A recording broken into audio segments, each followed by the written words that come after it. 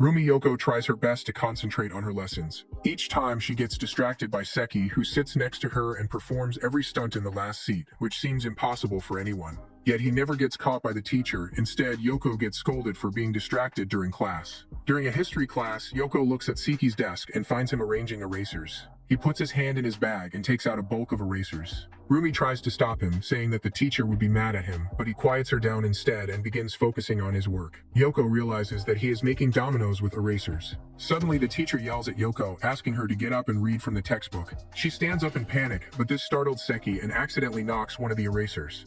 But he manages to stop it halfway and they both sigh in relief. But he gives her a really dude look which scares her. After a few minutes, Yoko again glances at Seki's desk and sees that his domino structure is completed. He takes a cloth over something which turns out to be a box of fireworks. Seeing this, Yoko tries to stop him, but he ignores her and sets off the dominoes.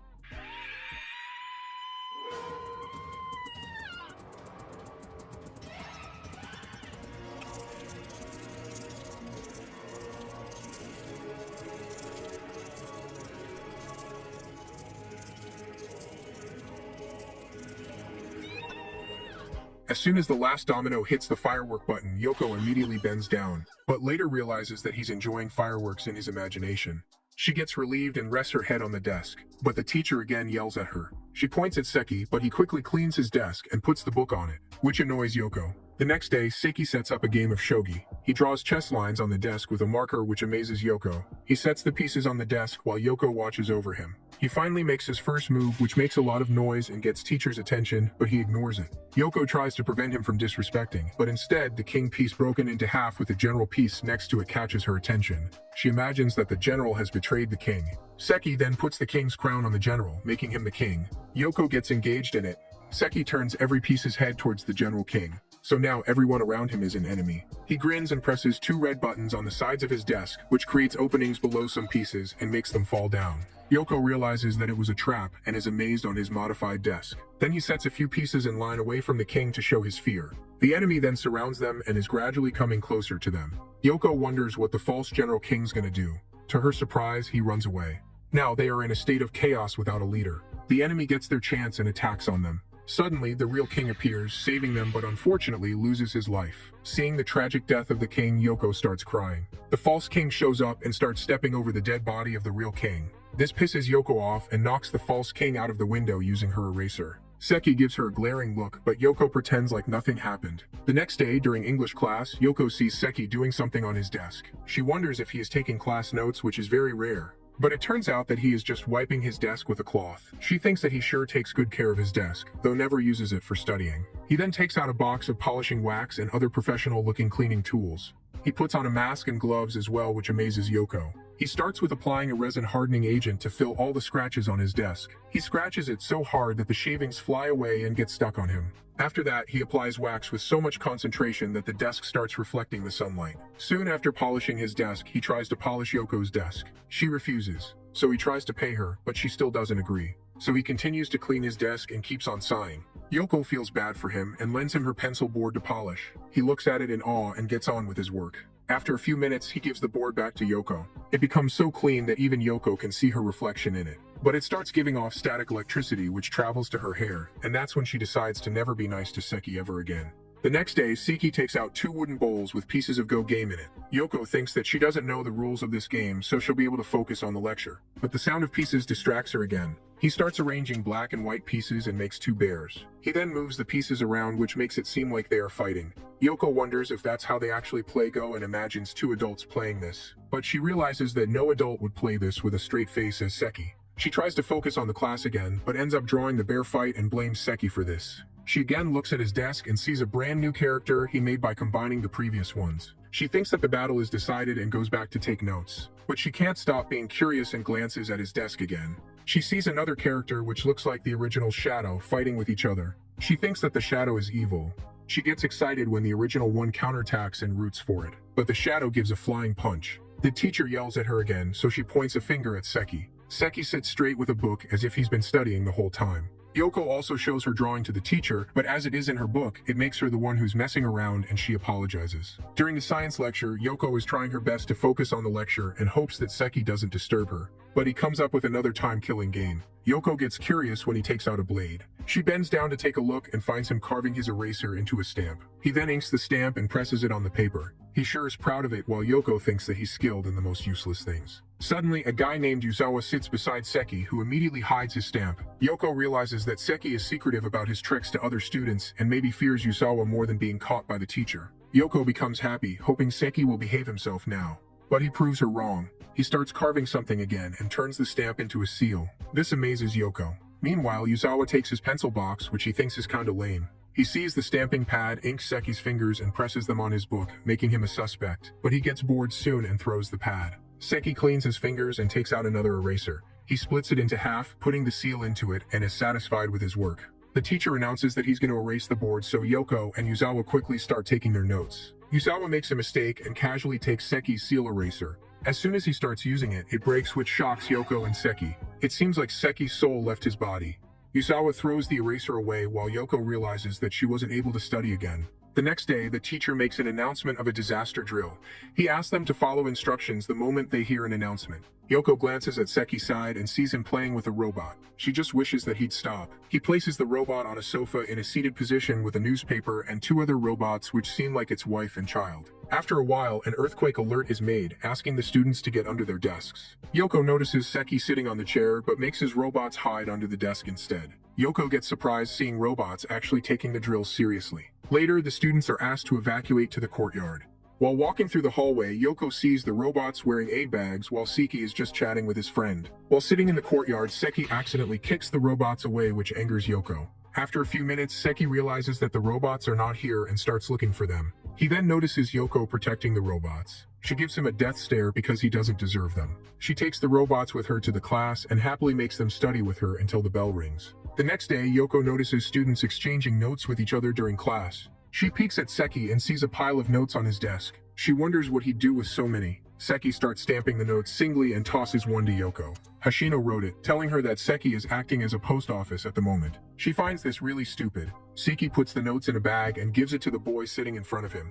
Yoko decides to tell him off and tears a page. She tells him to be responsible in the class as he is making things difficult for him. She then folds the page and gives it to Seki. He sighs in disappointment and simply pastes a paper on it, saying the mail which does not fit the size regulations will not be accepted. She folds the note into a smaller size and tries to give it to him again, but this time he shows her a detailed form of delivery methods. She is left in shock, but has to do it. As soon as she finishes filling the form and gives it back, Seki puts on the closed window. Yoko gets mad at him. She reads a small note on the window, saying the mail outside the business hours can be deposited in the mailbox at the rear of the classroom. Now she gets on her mission of depositing the note in that mailbox placed just behind her. While being seated, she manages to toss it, but the chair falls down and makes a loud sound. It gets everyone's attention. She says that at least he'd understand the pain she has to go through every day because of him. Later, she gets mad when he leaves without taking the contents of the mailbox. So she puts it in his shoe locker and leaves. But she doesn't know that a classmate has seen this happen and a strange rumor is going to be circulated soon. The next day, Yoko notices Seki playing shogi again. Yoko gets happy thinking it won't surprise her and she'll concentrate on her lesson. But this time, it's a pawn versus everyone else. Yoko gets invested in the game. He then puts on a piece of princess which doesn't even exist in shogi next to the pawn facing the rest. Yoko realizes that it's a forbidden love between a soldier and a princess. She gets more interested to see what will happen next. The king forbids their love and sends his army to attack the pawn all at once. The army beats him up. Yoko starts crying, seeing no chance of his win. Suddenly, Seki puts the princess beside it and flips them over. They have now become husband and wife. The power of love powers up the husband and he fights back. But all of a sudden, the army captures the princess. Due to this, the soldier drops his guard and gets beaten up in front of her. Yoko just gives up in disappointment and decides to focus on studying. She feels something under her shoes and bends down to take a look. As she picks it up, it turns out to be the old evil gold general who is actually the pawn's father. She imagines that the general has gotten his sense back and wants to help his son. So she decides to throw the piece back onto Seki's desk, but he makes a wall with his book to prevent her from doing so. Yoko starts thinking of a way to help the pawn. Suddenly, the teacher calls Seki to read from the book. Yoko gets her chance because he'll have to pick up his book to read. But as soon as he picks it up, Yoko is left stunned seeing another wall of wooden pieces. But she doesn't back up. She flicks the king so hard which breaks the wall, and they finally win the battle. Instantly, the teachers ask if something's wrong with them. This makes Yoko and Seki come back to reality, and they start looking for the page he's going to read. Yoko whispers that the page is 35. The next day, Yoko sees Seki knitting during class. Yoko herself holds grade 2 certification in knitting, so she starts acting like an instructor. Yoko started knitting in grade 1, and since then, she has given knitted gifts to lots of people on celebrations like Christmas, Valentine's Day, and birthdays. She got so good that people stopped believing that the gifts were hand-knitted. According to her, knitting is not something you can do in the class, so if Seki does it half-heartedly, she won't forgive him. But unexpectedly, Seki is fast and far beyond the beginner level. Seeing this, Yoko is left amazed. She says that knitting is all about precision and variation while speed is secondary. She wonders what he is actually knitting, which is that small. She notices stuffing on his desk and guesses that it's going to be a stuffed toy. Judging by the color, it can be a frog or maybe a snake. Suddenly, she notices the hook he's using and realizes that it's a double-edged Afghan hook. This is something you can only get at specialty shops. After judging him more attentively, she says that knitting is a deep art and he shouldn't use the Afghan hook just because it's in fashion. The features of Afghan stitch are its unique thickness and soft fluffiness, so its texture is best suited for hats and sweaters and not for stuffed toys. In the meantime, Seki finishes making a stuffed cactus. Yoko can't help but stare at the toy. She imagines a desert with cactus standing firm in the sunlight and winds. She admits her defeat and instantly apologizes to Seki. He gets confused. She asks him to give the cactus to her for cuddles. Hearing this, Seki immediately destroys it. Yoko gives him a piercing stare which scares him, and he gets frozen with his book in hands. The next day, during art class, Yoko sighs in disappointment seeing Seki sitting idly instead of taking out his supplies. Meanwhile, the girl named Goto is sitting behind Yoko and wishes that she could be friends with her and talk to her. Anyway, Seki uses the holes in the desk and starts playing golf. Yoko wonders if he'd be able to play on these rough and old desks, but he manages to make a goal which surprises Yoko. He then starts eyeing the holes to line up a shot like a pro golfer. The girl sitting behind notices Yoko looking at Seki and wonders if that's a look of love, as there was a rumor about them. She ponders if she can do anything to help Yoko, but rejects her idea because she is not her friend. In the meantime, Yoko sees Seki looking to her side. She observes the second hole on her desk. She thinks that he won't be able to hit this far with just one stroke, but Goto gets excited over their eye contact and is sure of them going out. She is panicking as she doesn't know what to do, because she thinks that Seki and Yoko are keeping a secret from everyone, while Seki finally hits the ball. But as it is about to go inside the hole, Yoko accidentally hits it with a piece of paper. She quickly apologizes. Seeing this, Goto wonders if they are already living together. Yoko notices a red flag on his desk and remembers that someone holds it when the golfer puts the ball. She realizes that he wants her to hold it for him, but he lost the ball. They both start looking for it. Goto thinks that they are doing something else under the desk. Later in the hallway, Goto says to Yoko that she saw her and Seki in the class and what they do is totally unacceptable. Yoko completely agrees, not knowing that they both are talking about different things. This shocks Goto. She tells her that she'll support her. Yoko thanks her, and they finally become friends. The next day, Yoko realizes that she has already learned the ongoing lesson in her cram school, so she decides to watch Seki instead. This time, Seki puts a small-sized teddy bear and sets up a camp. He then gives it binoculars and a backpack, which Yoko finds really cute. She says that if Seki plays with such cute things every day, she would happily watch him. Yoko notices that the bear is looking somewhere with the binoculars. She finds another miniature bear on Mita's backpack doing climbing. She stops him, but she suddenly sees the bear moving and climbing upwards. She then finds that Seki has actually attached it with a string on a clip in Mita's collar. He gently pulls the string to not alert Mita. Mita suddenly erases something off angrily. Due to this, the bear starts shaking violently, which freezes Yoko and Seki. But luckily, it doesn't get off his back and continues to climb. They both sigh in relief. Now the situation has become more intense as the bear has to cross the collar to reach the end. The bear finally makes it to the end and a Japanese flag comes out of its backpack. Seki and Yoko start celebrating its win. Mita suddenly shakes his head and the bear gets tossed off outside the window.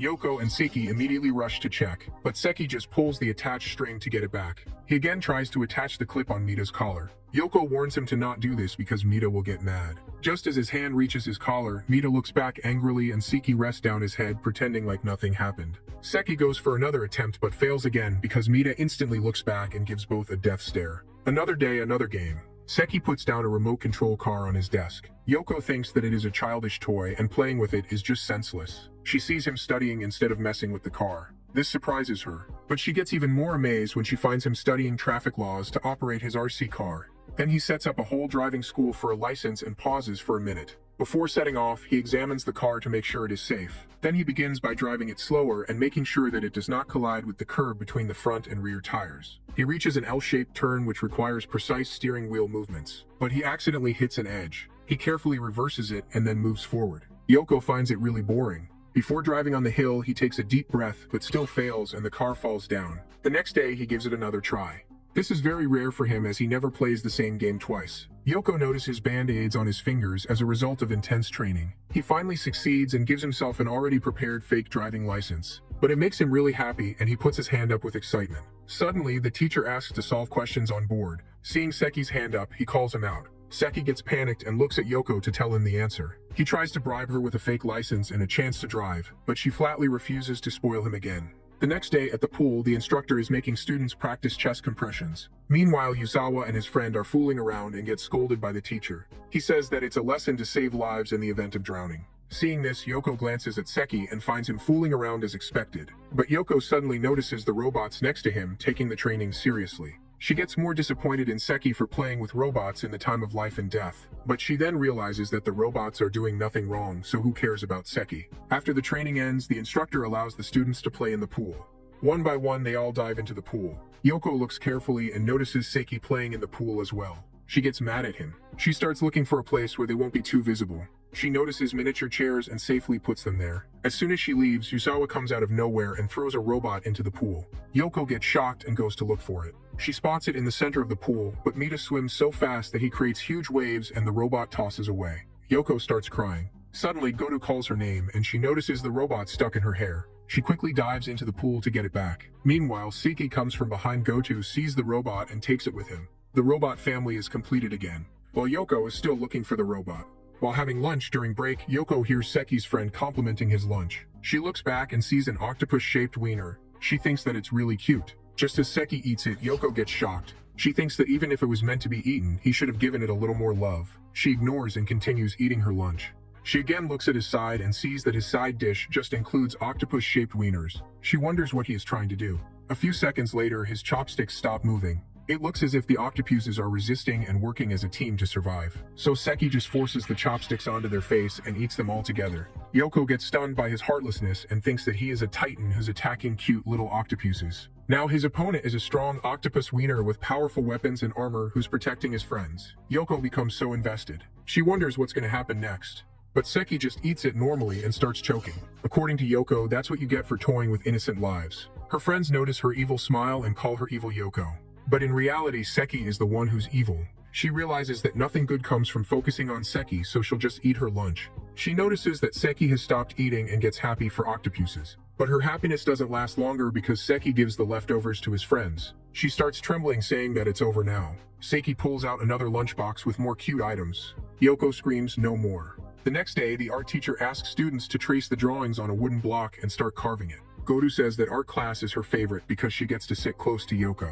But she is absent with a cold. Goto feels that Seki is also down and feeling lonely. She sees him taking out a paper doyo and puts 2 sumo wrestlers. He then starts tapping on it from both sides. Goto wonders why he is playing this in the middle of the class. She thinks that he is not in his right mind because something might have happened between him and Yoko. One of the paper wrestlers is tossed out. So Seki puts bandages on it, which scares Goto, and she finds him crazy. Goto concludes that they must have broken up. That's why Yoko didn't appear while Seki is playing this childish game to fill the void in his heart. Seki puts the other wrestler on a tank and runs it over the wounded wrestler. He applies band-aid on the injured one again. Seeing this, Goto gets beyond shocked and imagines that the wounded wrestler is representing Seki's wounded heart. Goto reassures herself that Seki is blaming himself for what happened, while Seki is having fun beating the wrestler. Worried, Goto swings her legs so violently, hitting the front chair which strikes the desk. Seki's whole game gets ruined. He wonders how the chair struck the desk. He thinks that Yoko must be cursing her and starts trembling with fear. So he puts the doyo back onto the desk. Meanwhile, Goto is happy, thinking Seki has finally considered reconciling with Yoko. The next day, Goto gets relieved seeing Yoko cheerful. In the audiovisual class, Seki starts setting up the shogi structure again, but this time it's shogi versus chess. Yoko wonders if the rules of both games are the same. Suddenly, the lights go off as they have to watch a DVD on screens. Yoko laughs at Seki, saying he won't be able to play in the darkness. Seki throws 2 pieces of shogi on the floor. Yoko notices them and realizes that they are fighting even in the darkness. She feels sad for the shogi pieces as they are being forced into a corner. The chess pieces are stronger and win. Yoko gets curious over the shogi pieces not fighting back. She instantly realizes that the chess pieces are black, so shogi pieces cannot see them in the dark. She gets mad at Seki and is ready to throw a punch at him for playing dirty, but she rather decides to help with an eraser but can't aim her target due to the dark. She sees some pieces on the floor and decides to scare Seki. She hides behind him and quietly puts the pieces back on the desk. Seki throws them away, but she again puts them back. Seki finally gives up, putting them away in a box and starts muttering something. After punishing Seki, Yoko tries to go back to her seat, but her skirt gets stuck under Seki's chair. So now she's just screaming for help. The next day, Seki is up with something again. He puts on a blindfold and starts playing Fukuorai. This game is supposed to be played during celebrations, but Seki decided to play it in the middle of the class. Seeing him putting on features weirdly, Yoko accidentally laughs loudly, which gets everyone's attention. She lets her guard down and decides to just focus on the lesson. But she can't help and peeks at Seki's side again. She gets shocked as Seki puts all the parts perfectly. He suddenly starts moving his fingers as if he is an amazing doctor with hands of God. After that, he takes 2 types of hair, and after deep thinking, he chooses one of them. Yoko roots for the first one, as in the second one, the character would look like a punk. He seems to reconsider but goes with the first one again. The teacher is going to erase the board. Yoko speeds up and writes down the lesson. But as she looks again, she sees a whole family and finds it amazing. The character is now looking like a punk who had a shotgun wedding. Seki changes his hair again, and all of a sudden, the baby grows up. Yoko gets curious about what's going to happen next. The baby keeps on growing up until a sudden twist comes. When the baby becomes an adult, she notices the parents getting more distant. Due to this, the kid goes down the wrong path. Yoko gets worried and thinks of a way to save him. She folds her book and blows through it to bring them closer. She accidentally blows with great force on Seki's hand.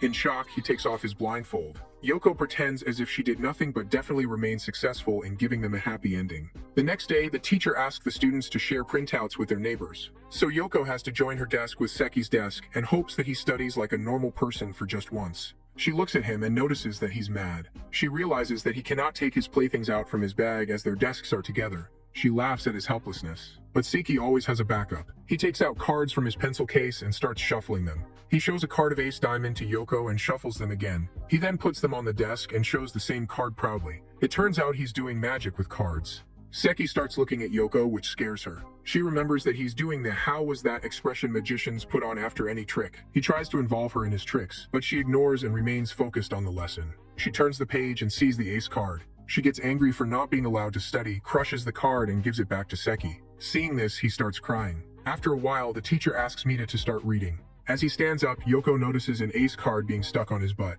She gets scared as she just gave it back to Seki and it's still on his desk. She again tries her best to remain calm and not to get surprised by his tricks. She assures herself that there must be 2 ace cards. Seki turns over the wrinkled card, which turns out to be a tall card instead.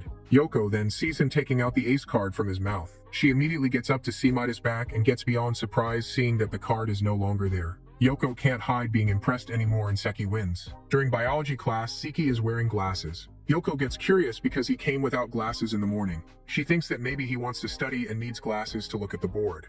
He brings out a mirror and starts looking to see if the glasses look good on him or not. Yoko says that he is definitely concerned about how he looks. Then he takes out more glasses with different frames. He tries them one by one. Yoko ignores him but can't resist to see which pair he's gonna choose. Yoko thinks that some of them are cute, but he takes them off and keeps on trying others, making poses as if he is a model. He suddenly looks at Yoko and gets scared seeing her fierce eyes. He starts trembling. As he tries to pick the wrong ones, she makes a scary noise which warns him to not choose that one. She finally succeeds in making him choose the one she likes. Since that period, he hasn't been seen wearing glasses again, which makes Yoko feel like a stupid. The next day, Seki's playing with a flipbook. He draws pictures on the corners of pages and writes something. Yoko peeks at his book and sees something written as well. She thinks that they might be song lyrics. As she looks carefully, she gets stunned seeing the same words being written on multiple pages. She suddenly remembers that she has to focus on her lesson. Meanwhile, Seki takes out a voice recorder and starts recording something while flipping the pages. He's doing it like anime voice-over professionals. After finishing, he reviews it. During break time, Yoko goes to see how the flipbook turned out. She puts on the headphones and starts flipping the pages. The recorded note is the mixture of Seki's sound effects, a song sung by a professional, and ends with a commercial of Toyama Model Shop, which he got recorded by the shop owner. The next day, Yoko's homeroom teacher calls her because she seems distracted in class. She denies it. She knows that if she tells about Seki, the teacher will scold him. She overhears teachers talking about a personal belongings inspection. She looks forward to it because Seki's playthings will definitely get confiscated. Later in the class, the teacher begins the inspection. Yoko sees the robot family on Seki's desk and gets panicked. She constantly asks Seki to hide them. After thinking, Seki puts his playthings in a box and lowers it from the window with a rope. He puts the robots in the lunchbox. Now the father robot is left and the teacher is coming closer. As he reaches his desk, he immediately hangs it on the chair and doesn't get caught. Yoko sighs in relief. The teacher then inspects Yoko's bag and finds a CD in it. She realizes that she borrowed it from Tomoka and totally forgot about it. The teacher confiscates it and asks her to write an apology letter. Later at night, Yoko's mother gets a call from the teacher. She tells her that he wants to visit their home. During the English lecture, Yokoi sees Seki pouring sand on his desk and puts a red flag on the top. She realizes that he is going to topple the flag. By using his fingers, he carefully takes out some of the sand from both sides and continues to do it. He takes out water spray and sprays it on the sand to harden it. This is against the rules of the game though. Then he puts on a magnifier. He starts taking out the sand little by little and the flag topple turns into a flag tower. Suddenly, the teacher calls Seki to solve the problem. He gets panicked as if he will get up, the flag would crumble. He takes so much time that the teacher just calls Yokoi to solve it instead. She stands up in panic, which causes tremor and makes the flag crumble down. They both get shocked. Seki starts staring at her angrily. The next day, Seki takes out a cat from his bag, puts it on the desk and starts petting it. This amazes Yokoi. She thinks that Seki is used to handling cats. But if the cat starts running, the class would be in chaos. She notices another cat on his lap. He's petting them both at the same time. Yokoi finds them really cute and wishes to pet them too. She takes out a ruler and waves it in front of the cat to get her, but fails. She remembers that she got fried shrimp for lunch. She tries to bribe the cats with it, but Seki already gives them fish to eat. Yokoi starts crying as she wants to play with them too. Seeing her, Seki asks if she wants one as well. Yokoi gets happy thinking that he is going to give her one cat to play with, but he just hands her a fish. Seki and Yokoi go on a school camp. Their activity is hiking. They formed groups of 6 students in each, and are now walking towards the lookout up the mountain. On the way, Yokoi sees Seki restlessly looking here and there. Meanwhile, their friends call them to show a board attached to the tree. It says, "Beware, Demon Lord's Castle," with an arrow pointing to the left. They all burst into laughter and make fun of it. Yokoi notices Seki and remembers that one of the staff at the boarding house recognized Seki. He reminds him how he used to call himself a demon lord. She realizes that the board they're laughing at is actually Seki's past creation, and he's looking embarrassed about it. She interrupts and asks her friends to move on. As they leave, Seki takes down the board. They walk a little further and find another board by the pond. That board says that the demon lord has cursed the water, so whoever tries to touch it will burn to death. They break into laughter, while Seki is dying out of embarrassment. Yokoi tries to prevent them from making fun of it. Seeing this, Seki looks at her in awe. Then they haven't gone that far yet and spots a board again. This one says something about the dragon grave and killer. They start laughing loudly. One of them digs into the ground and finds the dragon killer, which is a wooden ruler. Seki starts looking at her suspiciously. She wonders if he has found out about her knowing that he's the demon lord. She decides to act natural and starts laughing with them, but that makes him depressed. Later, they notice multiple warnings written on a tree and crack up. Then they spot a post about the demon lord's castle. As they look up, they find it on the tree attached with a rope. Just as Yusawa unties it, it falls down. A frame comes out of it and falls near Yokoi. She picks it up. It is a completion award which Seki gave to himself with his name on it. She decides to hide it because if someone saw this, it'll be a total shame bomb for Seki. It doesn't fit in her bag, so she hides it under her shirt. They all finally make it to the lookout. Yokoi overhears some girls talking about Seki's creation they saw on the way. Meanwhile, Seki is enjoying the cool breeze. This makes Yokoi angry. She notices a stream below and throws the frame into it. Yusawa thinks that it was a big fish, so he, Mita, and Seki slide down into the stream, but comes back empty-handed and all wet. On their way back, Yokoi again sees the frame in the stream. She rushes to it and again hides it under her shirt. Her friends come from behind and start laughing at her. She spots Seki also being one of those laughing. So now Seki has no idea that his fate now lies in the hands of a new demon lord. It snowed for the first time in a while, so Yokoi decides to go school a little early. As she reaches, she finds the entire ground covered in white. She gets happy and starts playing in it. Suddenly, she notices Seki with something in his hands. She follows him and hides behind the wall. Seki places a snow rabbit on the ice and hits it hard, causing it to break. Yokoi realizes that it's a frozen-over pond. Seki continues to strike on the ice until it cracks down completely. Yokoi understands that he is trying to plunge the rabbit into the freezing water. She decides to not let him win in his evil ideas. She makes a snowball and plans to throw it on him. She hesitates doing so as things might become awkward between them. But when she sees him striking his foot on the ice, she throws the snowball and immediately hides. Seki goes to check. Yokoi sees her chance and rushes to help the rabbit. Just when she puts her hand on the ice, it completely breaks down. So she puts her hand in the freezing water and saves the rabbit. Meanwhile, Seki spots some boys playing with snow and thinks that they threw the ball on him, but returns without saying anything. As he reaches, he learns that someone took the rabbit. Yokoi takes it to a safe place with no direct sunlight. Suddenly, she sees Seki with many snowballs. He followed her footprints. He puts on the goggles and slowly walks where the footprints end. Yokoi decides to not leave the rabbit's side and plans to fight him instead. She covers her face and throws snowballs on Seki. In return, he bombards her with the snowballs. She instantly hides behind the wall. She runs away with a rabbit-looking dummy. Seki thinks that it's the real snow rabbit and runs after her. Seki goes inside the school. In the hallway, she gives that dummy to Tomoka and asks her to throw it out. Then she asks her to let her borrow her scarf. Later in the class, Seki comes in and looks at her scarf. Seeing that it is not the same color, he sits on his seat. Yokoi doesn't get caught. Afterwards, Seki brings out snow from his bag. He carves 2 snow penguins. Yokoi finds them adorable and thinks that Seki is actually not that bad. But he again makes her angry by making a snow polar bear go after the penguins.